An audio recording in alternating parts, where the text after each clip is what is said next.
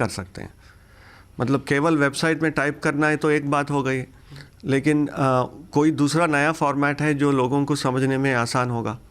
हाँ, ये सब हम करने के लिए ये प्रयास है। ये डेमोन्स्ट्रेशन साइट आप सोच सकते हैं। IIT कानपुर के छात्रों ने 10 साल पहले ये वेबसाइट बनाई थी।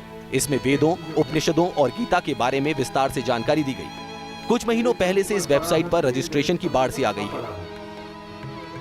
अच्छा, ये जो है एक्चुअली आपने अच्छा प्रश्न पूछा। ये हमारा डेली विजिटर्स जो है, Tulika should know exactly about 500 to 600 पर till the month of September, October.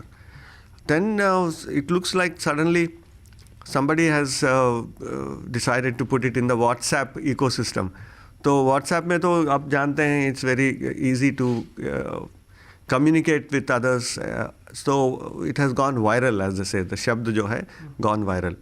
So number of users जो है it had gone up to 24,000 per day. मानिए गीता सुनने 24,000 लोग आ रहे हैं तो इसका ये तो कुछ सोचने की बात है। क्या तकनीकी संस्थान को धर्म से जुड़े कामों में दखल देना चाहिए? इस पर IIT के प्रोफेसर्स का कहना है कि वो सिर्फ परंपराओं को सहेज कर रखने का काम कर रहे हैं और इसे विवादों में नहीं घसीटना चाहिए। Team news nation. तो रामायण की साझा संस्कृति आसियान और हिंदुस्तान को आपस में जोड़ती है। दिल्ली में साझा संस्कृति की झलक आपको 25 और 26 जनवरी को दिखाई देगी। यहाँ खास तौर पर आसियान देशों के रामायण का मंचन होगा। दिल्ली में दिखेंगे साझा संस्कृति के रंग। 25 और 26 जनवरी को दिखेगी खास तस्वीर, जब रामायण का होगा अद्भुत संगम।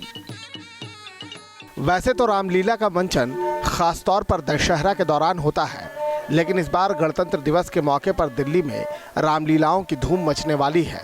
राजपथ की झांकियों से कहीं ज्यादा चर्चा के केंद्र में रामलीलाएं हैं।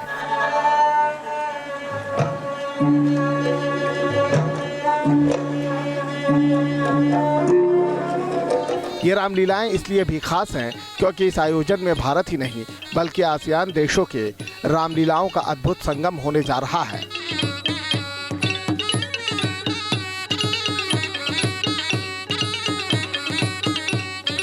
Thailand, Malaysia, Burma, Cambodia, Indonesia सहित सभी आसियान देशों के कलाकार दिल्ली के मंच पर राम कथा का मंचन करने वाले हैं।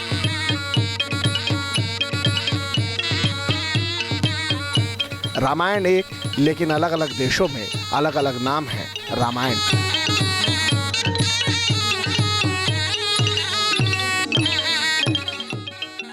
थाईलैंड की संस्कृति में रामायण को रामाकियन कहा जाता है। यहाँ रामायण की प्रस्तुति का अंदाज भी अद्भुत है। बर्मा में ये यामायाना के नाम से जाना जाता है, तो वहीं कंबोडिया में रामकीर्ति, मलेशिया में हिकायत सेरी रामा राम कथा के संपूर्ण स्वरूप को अपने अंदर समेटे रहता है।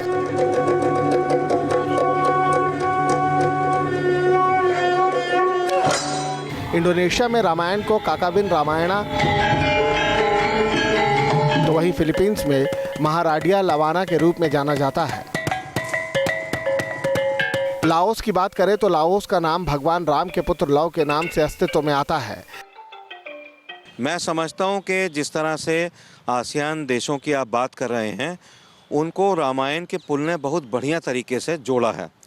अच्छा, आसियान क्या, मुझे ध्यान आता है इंडोनेशिया का।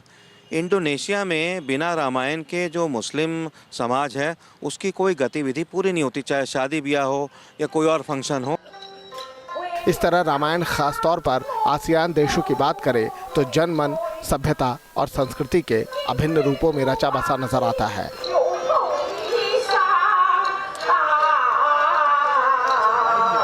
और यही वजह है कि आसियान देशों के राष्ट्राध्यक्ष दिल्ली में मिल रहे हैं, तो आसियान के तमाम आयोजन में रामायण के मंचन को सबसे ऊपर जगह दी गई है।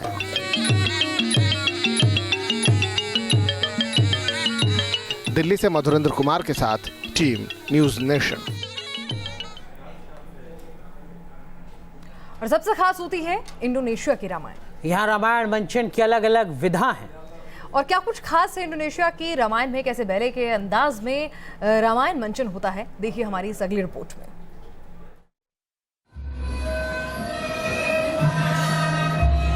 धर्म अलग है लेकिन पूर्वज एक। मुल्क जो इस्लामिक है लेकिन जिसकी विरासत रामायण है। इंडोनेशिया में रामायण के मंचन को देखना अपने आप में अद्भुत है। सीता हरण से रामलीला की शुरुआत और रावण वध से अंत।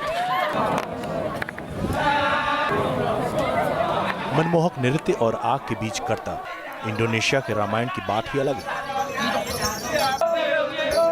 पपेट, शेडो पपेट और बैले रामलीला, इनका अपना अंदाज है। लेकिन सबसे लोकप्रिय है बैले रामलीला। इंडोनेशिया में रामायण का असर कितना है, इसका अंदाजा इस बात से लगाया जा सकता है कि यहाँ रामलीला मंचन की अलग अलग विधा है।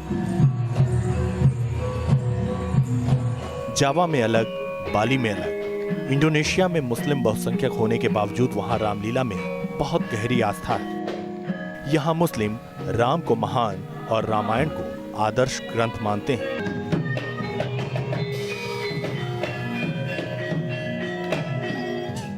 इंडोनेशिया में कवि योगेर की लिखी रामायण का मंचन किया जाता है। वहां दशरथ को विरंजन, सीता को सिंता, हनुमान को अनुमान के नाम से जाना जाता है। 13 से ज्यादा दुर्लभ वाद्य यंत्रों का मेल और कलाकारों का शानदार परफॉर्मेंस इंडोनेशिया को अपने रामायण मंचन पर नाज है। इस देश के लोगों पर रामायण का कितना असर है, इस बात का अंदाजा आप इसी से लगा सकते हैं कि वहां के नौसेना अध्यक्ष को लक्ष्मण कहा जाता है। इस देश में भारत की संस्कृति की झलक देखने को मिलती है। इंडोनेशियाई एयरलाइंस का लोगो गरुड़ पक्षी है। इतना ही नहीं, इंडोनेशियाई की करेंसी पर गणेश जी की फोटो छपी हुई है। जानकारों के मुताबिक रामायण का इंडोनेशियाई संस्करण 7वीं सदी के दौरान मध्य जावा में लिखा गया था, जब यहाँ मेदांग राजवंश का शासन था। लेकिन रामायण के इंडोनेशिया पहुंचने से बहुत पहले ही रामायण में इंडोनेशिया का जिक्र था। वाल्मीकि रामायण के किष्किंधा कांड में वर्णन है कि कपिराज सुग्रीव ने सीता की खोज में पूर्व की तरफ रवाना हुए दूतों को यवद्वीप और सुवर्ण द्वीप जाने का आदेश दिया था। कई इतिहासकारों के मुताबिक यही आज के जावा और सुमात्रा है। इंडोनेशिया के रामायण के बारे में दिलचस्प किस्सा भी सुनने को मिलता है। बताया जाता है कि इंडोनेशिया के पहले राष्ट्रपति सुकर्णो के समय में पाकिस्तान का एक प्रतिनिधिमंडल इंडोनेशिया की यात्रा पर था। इसी दौरान उसे वहां पर रामलीला देखने को मिला। प्रतिनिधिमंडल में गए लोग इससे हैरान थे कि एक इस्लामिक गणतंत्र में रामलीला का मंचन क्यों होता है। ये सवाल उन्होंने सुकर्णो से भी किया। उन्हें फौरन जवाब मिला कि इस्लाम हमारा धर्म है और रामायण हमारी संस्कृति। सालों से इस संस्कृति को इंडोनेशिया सहेज कर रखे हुए है। Team news nation. वैसे इंडोनेशिया में रामलीला मंचन का अहम हिस्सा है केटाच नृत्य, और इसकी ख्याति दूर दूर तक फैली है। जो भी टूरिस्ट इंडोनेशिया आता है उसकी ख्वाहिश होती है इस नृत्य को देखने की। इस धुन पर गौर कीजिए। जुबान से निकली ये आवाज बेमिसाल है। इसे मंकी चैट यानी वानर गान भी कहा जाता है। ये इंडोनेशिया का केचक नृत्य है। ढलती शाम 150 से ज्यादा कलाकार और चक चक चक की आवाज। यहाँ खास अंदाज में रामायण का मंचन हो रहा है। ये युद्ध का ऐलान है। बुराई और अच्छाई के बीच ये जंग है। इस नृत्य में पवन पुत्र हनुमान की वीरता का बखान किया गया है। इन तस्वीरों को देखिए। हनुमान की वेशभूषा में इस शख्स के परफॉर्मेंस पर गौर कीजिए।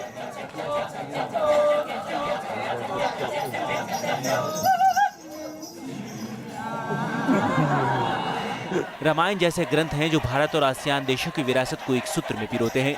इंडोनेशिया के केचक नृत्य इसी परंपरा का हिस्सा है। रामायण का पैगाम तो आसियान क्या पूरे, it is all over the globe, सारी ही दुनिया में मौजूद है।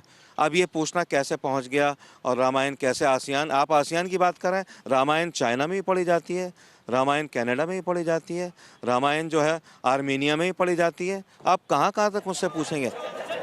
यूं तो इंडोनेशिया में केचक नृत्य की परंपरा बेहद पुरानी है, लेकिन 1930 के आसपास इस खास विरासत को विकसित किया गया है। जो भी टूरिस्ट इंडोनेशिया आता है, इस खास परफॉर्मेंस का हिस्सा बनने की कोशिश जरूर करता है। दिल्ली में आसियान सम्मेलन होगा तो आसियान देशों की साझा विरासत की झलक दिखाई देगी। आसियान देशों के साथ भारत के सांस्कृतिक संबंधों का ताना बाना रामायण के जरिए जुड़ा हुआ है। रामायण के इन्हीं विविध स्वरूपों को एक मंच पर इस बार आसियान समिट के दौरान लाने की कोशिश की जा रही है, ताकि इस ताने बाने को और मजबूती दी जा सके। वीडियो अनूप यादव के साथ मधुरेंद्र कुमार, न्यूज नेशन, दिल्ली। रामायण के अलावा एक और साझा संस्कृति की बात अब करते हैं। आसियान की साझा संस्कृति का हिस्सा है कंबोडिया का अंकोर वाट मंदिर। यूनेस्को में इसे विश्व धरोहर का दर्जा हासिल है। संसार का विशाल हिंदू मंदिर, जो पहचान है एक मुल्क की,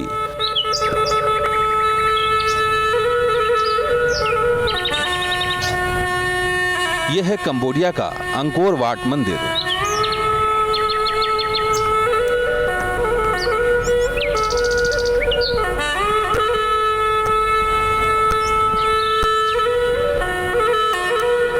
कंबोडिया में मिकांग नदी के किनारे बसे विराट मंदिर ने इतिहास बनते देखा है। सदियां इस मंदिर की दरोदीवार के आगे से गुजर गईं और मंदिर अपनी जगह पर अटल रहा।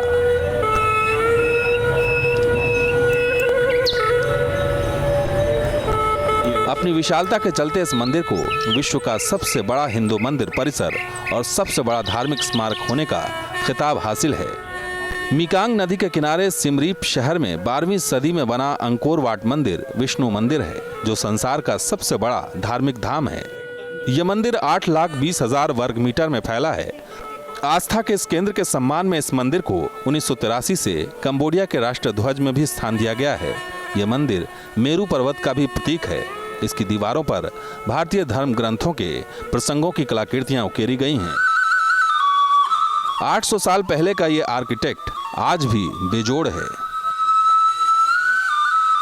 Team news nation.